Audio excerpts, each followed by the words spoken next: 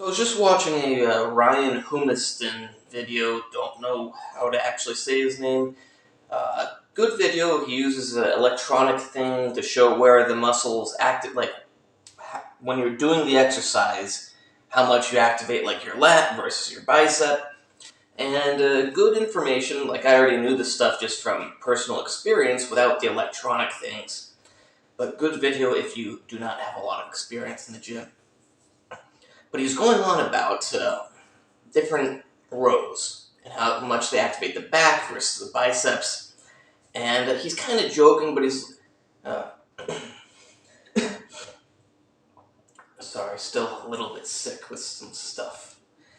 And I don't know what he actually thinks. I don't watch a lot of his videos, but he seems to be joking, and he's saying like, I wish someone told me to like do my rows with my hand pronated, so I didn't waste all my time when I was younger. Well, I love doing bent over rows with neutral grip, and I work my biceps a lot. Perhaps you think, like, whoa, you're not working your lats. Like, I don't know if you think that, but the way I always saw it was it's a great bicep exercise and a great lat exercise.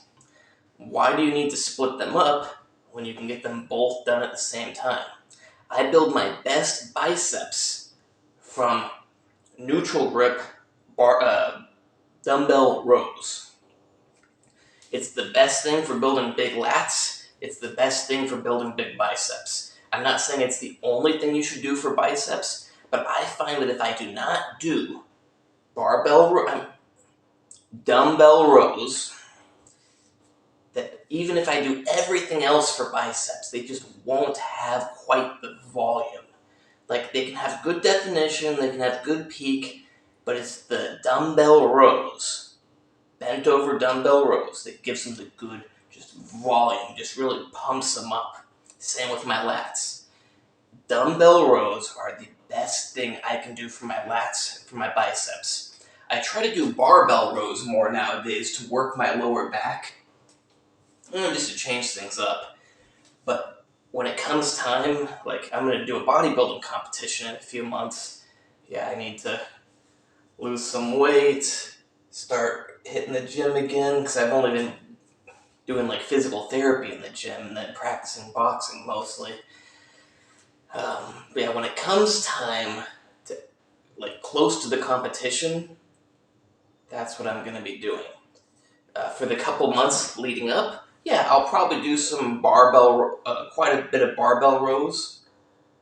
I'll toss some dumbbell rows in there, but for sure, like 3 weeks out from the competition, you bet I'm going to be doing the dumbbell rows like crazy. Because that's what's going to make everything just swell up. Now, it might be different for you, but that's how it is for me. And I would never do pronated grip rows because they don't get my biceps. And for me, I don't feel such good lat activation. I feel it when I do the pronated grip, I feel it a little higher up. I'm horrible with anatomy.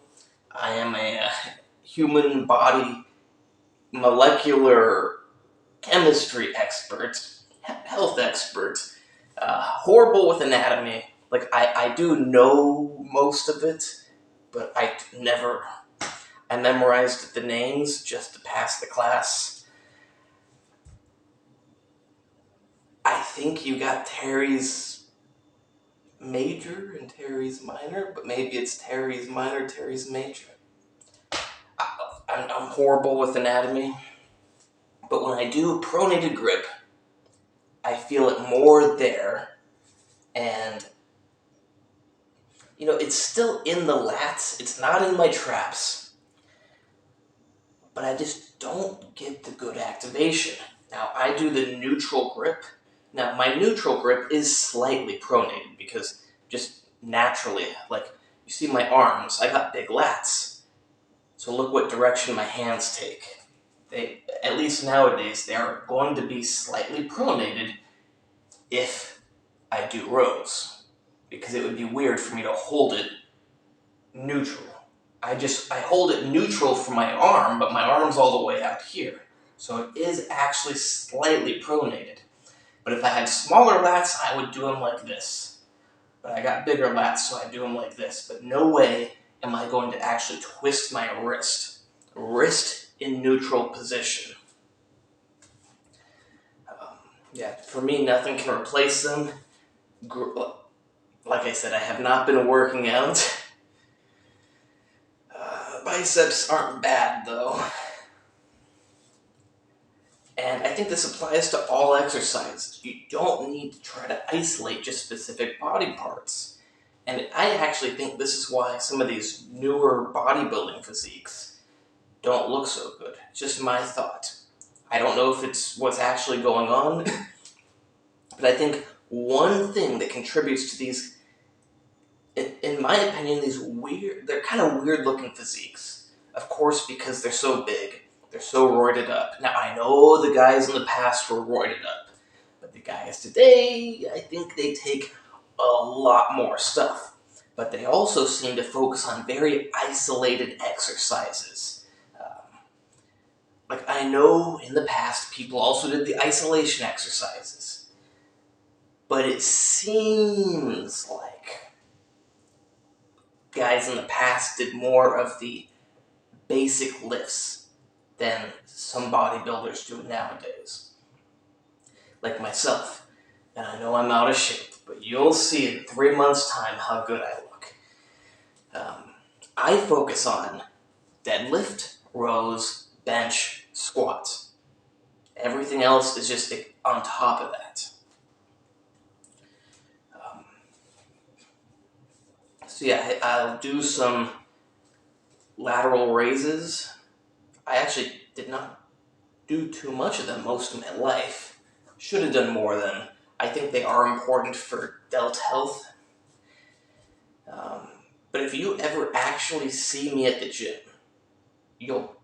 and I'm not doing my physical therapy stuff just to heal and recover and strengthen, you'll notice that I likely grab one barbell and use it the whole time I'm in the gym.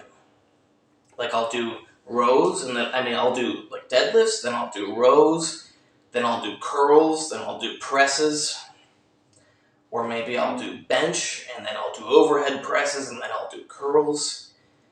But I'd say the majority, at least half of the time that I'm in the gym, I use one barbell, that's all.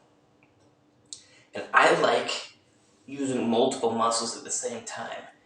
I think it's very unnatural to isolate the muscles. Yes, it's good for growth, but I think you get a very weird, disconnected look. Like the body should all be connected. Now, it is all connected, but if you just work your biceps doing like preacher curls, and then you just work your delts doing lat raises, and then you just try to work your chest doing like really isolated machine flies, and then you work your back doing like really isolated, I don't know what you're gonna do, and then you only do like the leg extensions and the leg curls, you'll have good muscles. But I think that it causes a different look. It just doesn't look as connected to me. Like there's something about when people focus on the compound lifts, that their body just has that powerful, connected look. Whereas when they focus on all the individual parts, they're big, they're bubbly. Yeah, they look great, but it's not something I like. And maybe I just imagine it, but I think the best physiques are built from a majority of compound lifts, going very heavy. But that's me. I don't value just pure bodybuilding. I love bodybuilding, but really it's not that I love bodybuilding. I love working out. I love the bodybuilding aspect. I love the in the gym lifting the weights aspect of it. I love the getting bigger aspect of it. I love the looking good aspect of it. I love the being stronger aspect of it. But I would not choose to, if I could choose to be bigger, but have less functional strength, I wouldn't do it. And I'm not saying I have the most functional strength out of anyone in the world, I certainly don't. But I have a pretty good amount, and I value it. It's like, lately, well, partially because there's many reasons, but I've been focusing on building the functional strength for boxing. I need to get back into wrestling, but my back is screwed up. But I want to build the functional strength for wrestling.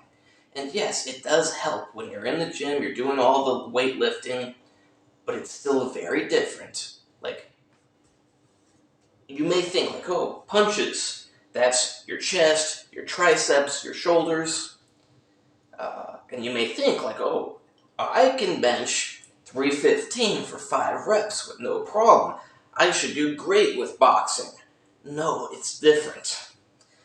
It's like, I mean, I'm not the worst person in the world at boxing, but compared to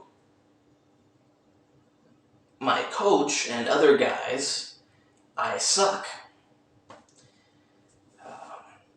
And yeah, I could just compare myself to random people on the street, but that would be pretty lame. I'm going to compare myself to people who are good, because that's how I aspire to be. And compared to people that are not to...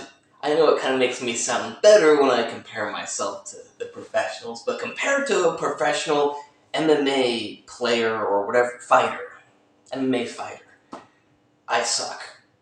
And part of it is because I don't have that functional strength. Like, I can output the strength for one match or for one day. Phone's running out of space.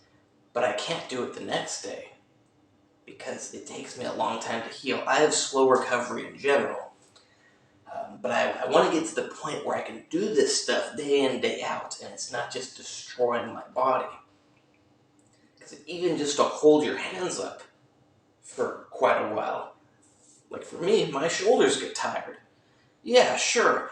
Well, I haven't done overhead presses in a long time, but I could probably press 90-pound dumbbells overhead. Maybe 100-pounders, I don't know. But when it comes to holding my hands up, my shoulders get tired. And throwing punches, my shoulders get tired. So I don't just train bodybuilding, just like I don't just train my lats or just train my biceps. I believe in having a more well-rounded approach to things. I'm sure the Ryan who made that video is also more well-rounded than that video leads on, but I don't really know.